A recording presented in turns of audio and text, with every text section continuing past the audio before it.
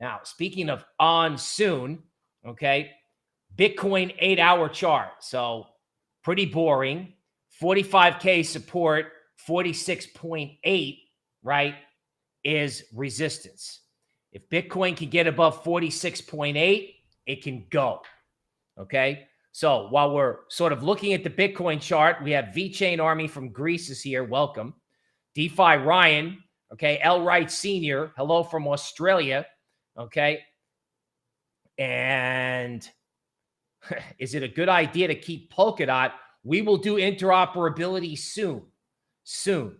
All right. Now let's go. Let's go like, I don't know, granular, or let's like zoom in on Bitcoin. Yes, we are going to the 90-minute chart. So just be advised, if you're watching this video 2 days from now, okay, this chart will have changed. So this is the 90-minute chart of Bitcoin.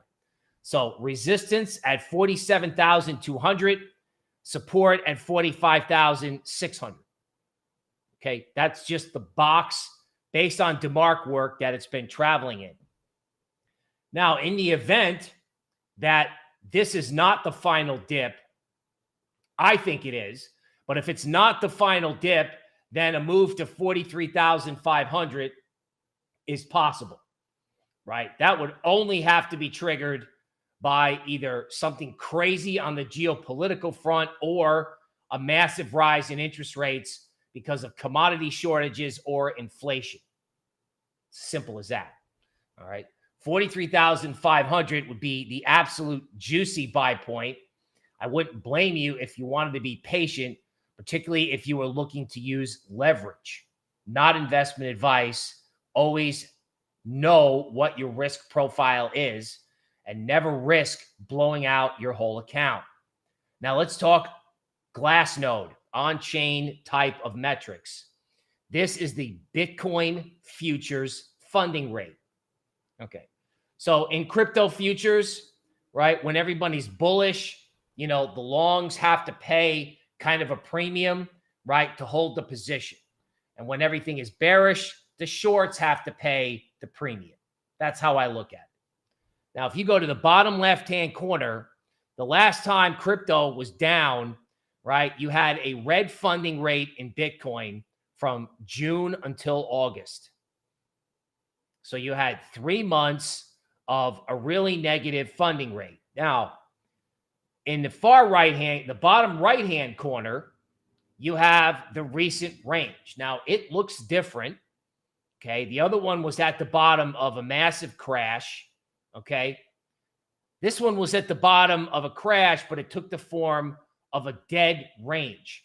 Matter of fact, the last 3 months have reminded me of all of 2019, where people got so frustrated, right? Frequently, when it would go down, people would get bearish. There was some hope and some green, but the market never went anywhere. However, what we're starting to see is we're starting to see those green bars perk up. Okay. So looking at the ETH funding rate, just like zooming in at where we are now, ETH's been able to put together like a whole bunch of green days in a row with like that funding rate rising and rising, indicating that people are willing to get long, right? More long each day.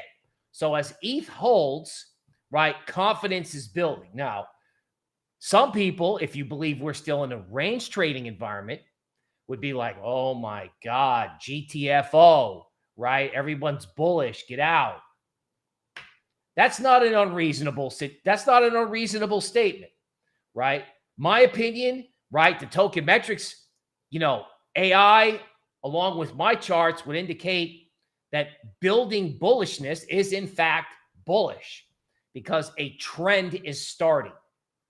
So if you look at the ETH funding rate, big picture, you're going to see something similar. Bottom left-hand corner, June to August last year, everybody going, oh my God, get out.